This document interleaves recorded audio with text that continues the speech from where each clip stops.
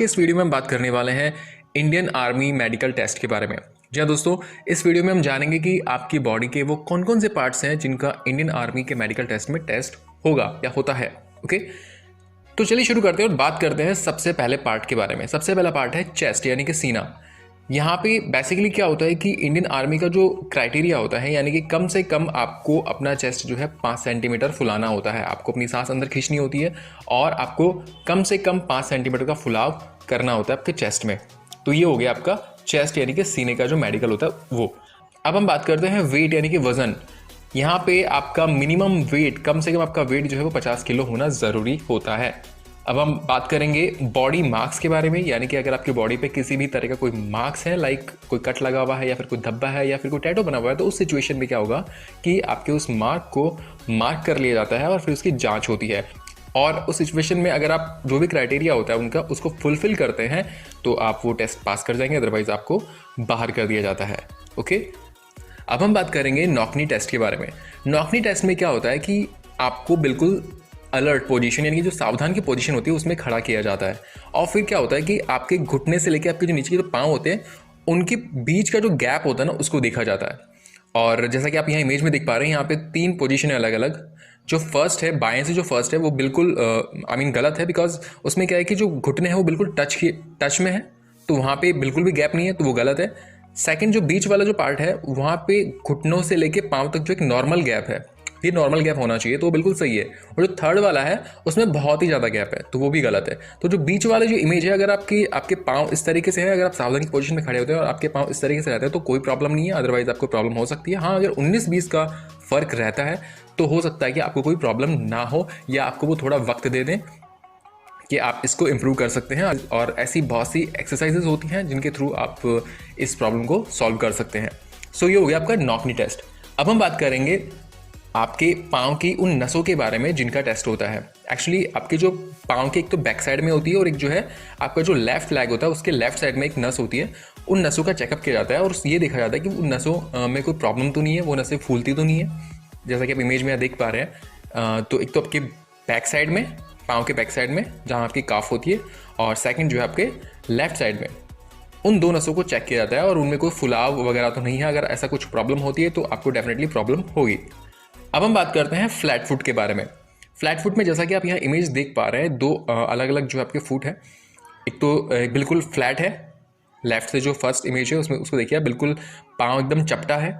तो अगर आपका पाँव ऐसा है तो डेफिनेटली आपको प्रॉब्लम होगी। सेकंड इमेज जैसा अगर आपका पाँव है तो आपको कोई दिक्कत नहीं होने वाली, यानी कि जो बीच में थोड़ा बहुत नीचे जो स्पेस रहना चाहिए, अगर बिल्कुल जो सपाट है, चपटा है, तो डेफिनेटली आपको यहाँ पे प्रॉब्लम होगी। तो ये हो गया फ्लैट फुट। अब हम बात करेंगे आपकी जो पाँव की उंगलियां हैं उनके बारे में। अगर आपके पाँव की उंगलियों का साइज़ बहुत ज़्यादा डिफरेंस है, बहुत ज़्यादा गैप है, उनमें बहुत ज़्यादा गैप है या फिर बहुत ज़्यादा बड़ी छोटी है या कटी फटी है, तो भी आपको डेफिनेटली प्रॉब्लम हो सकती है। तो आपके पाँव की जो उंगलियों का शेप और जो गैप वगैरह है वो एकदम नॉर्मल होना चाहिए। अब हम बात करते हैं आपकी आई साइट के बारे में, आपके आइज़ के बारे में। तो यहाँ पे आपके 3 स्टेजेस होंगी।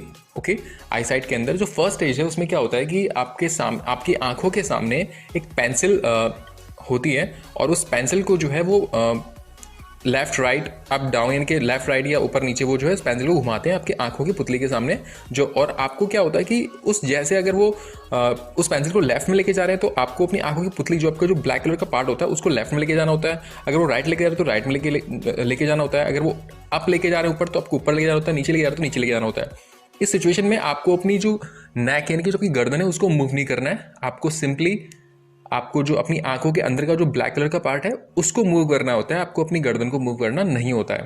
तो ये हो गया आपका आई साइट यानी कि जो आंखों का जो चेकअप होता है उसके अंदर पहला पार्ट, जिसमें कि आपको पेंसिल आपकी आंखों के सामने रख के जो है उसको घुमाया जाता है ऊपर नीचे दाएं बाएं, और आपको उसी के हिसाब से जो है अपनी आंखों के जो ब्लैक कलर का पार्ट होता है उसको दाएं बाएं ऊपर नीचे करना होता है। अब बात करते हैं हम आंखों का जो टेस्ट होता है उसमें सेकंड जो आपका कैटेगरी होता है उसमें क्या होता है कि आपकी दूर की और पास की नज़र को चेक किया जाता है। और इसमें जैसा कि आप इमेज में देख पा रहे हैं कि अलग अलग साइज़ के टेक्स्ट लिखे हुए होते हैं और आपको वो रीड करने होते हैं। ओके, अगर आप वो सक्सेसफुली रीड कर पाते हैं तो डेफिनेटली आपको कोई प्रॉब्लम नहीं होगी। अगर आपको वो छोटे जो टेक्स्ट लिखे हुए उनको पढ़ने में दिक्कत हो रही है तो आपको डेफिनेटली प्रॉब्लम होगी। और अब हम बात करते हैं थर्ड कैटेगरी के बारे में। थर्ड कैटेगरी के अंदर क्या होता है कि ब्लाइंड टेस्ट यानी कि कलर विजन टेस्ट, यानी कि यहाँ पे आपका कलर को पहचानने की क्षमता कितनी है वो यहाँ पे परखी जाती है, वो यहाँ पे टेस्ट की जाती है।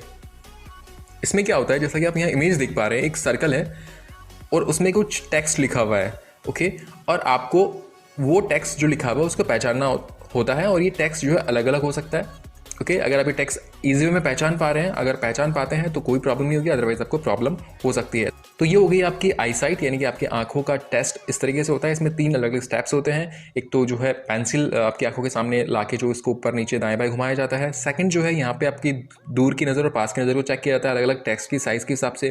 थर्ड जो होता है वो ब्लाइंड टेस्ट यानी कि कलर विजन टेस्ट के हिसाब से आपकी आंखों की जाँच की जाती है। अब हम बात करते हैं ईयर टेस्ट यानी कि आपके जो कान का जो टेस्ट होता है उसके बारे में।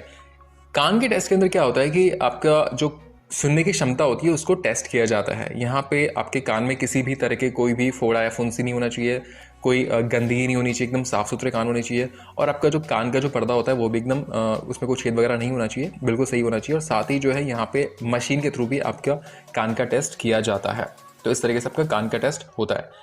और हम बात करेंगे अब नोज़ यानी कि आपके नाक के टेस्ट के बारे में। तो नाक में आपको जो नाक की जो हड्डी होती है उसको चेक किया जाता है कि वो कहीं से क्रैक तो नहीं है, उसमें कोई प्रॉब्लम तो नहीं है। तो ये हो गया आपका नाक का टेस्ट। इसके अलावा आपका यहाँ पे दांतों का टेस्ट भी होता है। दांतों के अंदर मतलब आपके दांतों में कोई कीड़ा तो नहीं लगा हुआ है ना, या फिर वो बहुत ज़्यादा पीले तो नहीं है ना, और वो कोई सड़े गले या फिर टूटे फूटे तो नहीं है, या फिर ऐसा नहीं कि मतलब बहुत ज़्यादा दांत निकले हुए हैं या फिर अंदर के साइड में।